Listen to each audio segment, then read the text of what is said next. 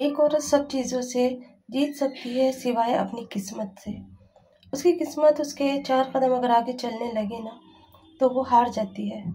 Husband का प्यार ना मिले ना तो वो टूट जाती है। एक औरत सास नंदों से सबसे लड़ सकती है, लेकिन अपने हक की लड़ाई अपने हस्बैंड से नहीं लड़ पाती। ये लड़ाई हर उस औरत के लिए है जो मजबूर है, करना बहुत कुछ चाहती है लेकिन नहीं कर पाती। हाथ पैर उसके बंधे होते हैं और फिर भी उससे ये कहा जाता है कि तू काम करके 4 पैसे कमा और 4 पैसे कमा के लेकर आ।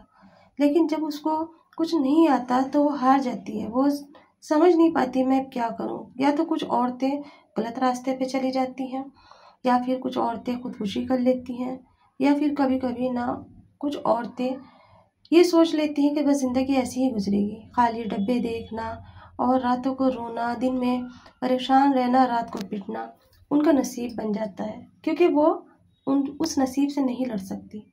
वो उस नसीब का मुकाबला नहीं कर सकती। बहुत सारी मेरी माँ बहनें ऐसी भी हैं आज के ज़माने में भी जो ये सब कुछ सह रही हैं। बहुत सारी ऐसी हैं जिन्हें बहुत मज़ा आता है ये सारी चीज़ें सुनने में और उसके बाद सामने वाले के लिए परेशानियाँ खड़ा करने में।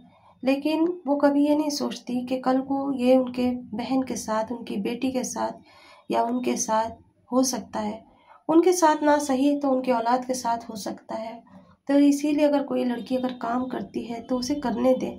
कोई औरत अगर कोई काम करती है तो उसे करने दे। उसे इतना मजबूर ना करे कि उसके दिल से हाय निकले। कुछ इसी तरह से मेरी माँ के साथ भी हो रहा था।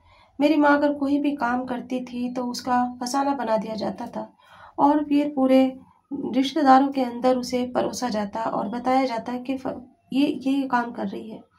उस बेचारी से कोई काम नहीं आता था सिवाय खाना पकाने के। वो खाना बना करके ही सप्लाई कर दिया करती। 3-4 घर में डब्बे लगा रखे थे जिससे कि वो घर घर खाना भेज दिया करती थी। कभी वो लोग आके ले जाते थे और कभी हम दे आते थे। उस दिन तो हमारी जब बिरयानी जल गई थी ना तो अम्मी बहुत ज़्यादा परेशान थी कि अब रात में हमारा क्या हाल होना है। लेकिन ऊपर वाला बहुत बड़ा है। कहते हैं हर जुल्म के साथ में वो कुछ ना कुछ निज़ाम बना देता है और अपनी कुदरत दिखा देता है। उस दिन हमारे बाप की तबीयत ख़राब हो गई। अचानक उनके गुर्दों में दर्द होने लगा, क्योंकि वो पिया बहुत करते थे।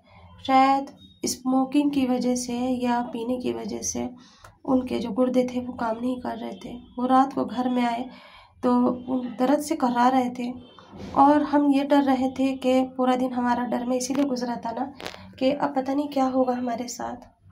पूरा दिन हम भूखे प्यासे रहे थे और यही सोच रहे थे कि रात तो हमारे लिए क़यामत की रात होगी।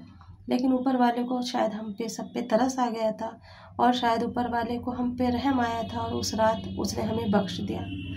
अपनी परेशानी में वो परेशान थे और ना तो उन्होंने हमारी माँ को कुछ कहा और ना ही हमें कुछ कहा। बस अपनी दवाई खा करके और फिर वो सो गए। लेकिन आप सोच सकते हैं कि वो पूरा दिन हम सब के लिए कैसा गुजरा होगा।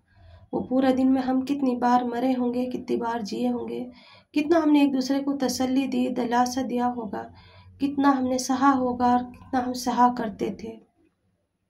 मैं ये नहीं कहती कि गलती एक तरफ से होती है, गलती दोनों ही तरफ से होती है। लेकिन जब इंसान बागी हो जाता है ना तो वो अपने लिए हर हथकंडे अपनाता है। वो ये जो चाहता है कि किसी तरह से मैं इससे बच जाऊं।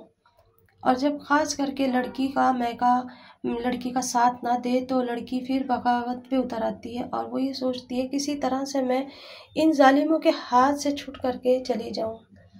हर एक रात खौफनाक होती है उसके लिए, हर एक दिन खौफनाक होता है। रात और दिन वो जीती भी है और मरती भी है, पर उसका एहसास ना तो उसके ससुराल वालों में से किसी को होता है और ना मैके वालों में से किसी को होता है। वो घुट घुट के जीती है, या तो फिर वो मरने के लिए तैयार हो जाए या फिर मुकाबला करने के लिए तैयार हो जाए, जो कि मेरे माँ के पास तो था नहीं। वो मुकाबला नहीं कर पा रही थी। वहीं वो हमारे बहन भाइयों को भी यही सिखा रही थी कि जालिम के आगे झुकना ही सही है। जब तक जालिम के आगे हम झुकेंगे नहीं हमारी जीत नहीं हो सकती। साथ ही साथ में हमारे अंदर एक नफ़रत पल रही थी। मेरा भाई और मेरी बहनें हम सब बगावत पे आ चुके थे। हमें नफ़रत हो रही थी हर एक प्यार से, हर एक रिश्ते से। हम इस रिश्ते को नहीं समझ पा रहे थे कि ये रिश्ता आखिर क्या है, कैसा रिश्ता बना है ये औरत मर्द का। उस तरफ जब भी हम किसी के भी यहाँ देखा करते थे ना, उनके घर में खुशहाली आस पास में या अपने ताई चाचियों के यहाँ, तो हम ये सोचते थे कि काश हम इस घर में पैदा होते, काश इस घर में हम ना पैदा होते। ये घर हमें जेल महसूस होने लगा था और इस घर के अंदर हम अपने आप को कैद समझने लगे थे। भाई तो अक्सर बाहर चले जाते, पर हम दोनों बहनें परेशान थी। छोटी वाली तो कह नहीं सकती थी क्योंकि अभी उसे कुछ पता ही नहीं था, पर कहीं ना कहीं मुझे ऐसा लग रहा था जैसे कि मैं इस कैद के अंदर घुट के मर जाऊंगी अपनी माँ के साथ। मैं चाहती थी कि मेरी माँ अपने लिए आवाज़ उठाए, मेरी माँ अपने हक़ की लड़ाई लड़े, पर मैं भी तो छोटी थी, मैं भी उन्हें समझा समझा के थक गई थी। लेकिन वो थी कि वो समझ ही नहीं रही थी, बस वो यही सोचती थी किसी तरह से मेरा घर बस जाए, मेरे बच्चे मेरे साथ रहें और मेरा परिवार एक इकट्ठा होकर खुशहाल ज़िंदगी गुजारे। लेकिन जहाँ दो दिल नहीं मिलते वहाँ पर ये सारी चीज़ें नामुमकिन है। वो चीज़ें नामुमकिन है जहाँ पर कुछ भी नहीं हो सकता, क्योंकि वहाँ दो लोग अजनबी बन के रहते हैं, एक बंधन में बन के। वो रिश्ता कभी कभी दिल को घोटने लगता है, वो रिश्ता कभी कभी इंसान को खाली करने लगता है, वो रिश्ता इंसान के ऊपर हावी होने लगता है और इंसान ये सोचता है कि मैं इस रिश्ते को कैसे तोड़ूं। एक जाल ऐसा बन जाता है कि इंसान उसमें बन जाता है। बच्चे ना हो तो औरत फिर भी अकेला रह सकती है, लेकिन जब बच्चे हो जाते हैं और आदमी ये कहे कि मैं अपने बच्चे तुझे नहीं दूंगा, औरत वहाँ मजबूर हो जाती है। जिस औरत को पढ़ाई लिखाई नहीं आती उसे ये नहीं पता कि कोर्ट के ज़रिए हम बच्चे ले सकते हैं, अपने हक़ की लड़ाई लड़ सकते हैं, लेकिन वो पुलिस से डरती है, वो कोर्ट कचहरी से डरती है, वो नहीं जाना चाहती वहाँ तलक। रात और दिन घुट घुट के रह लेगी, लेकिन कोर्ट कचहरी उसके लिए बहुत बड़ी बात है। ये सारी चीज़ें हमारे साथ भी चल रही थी।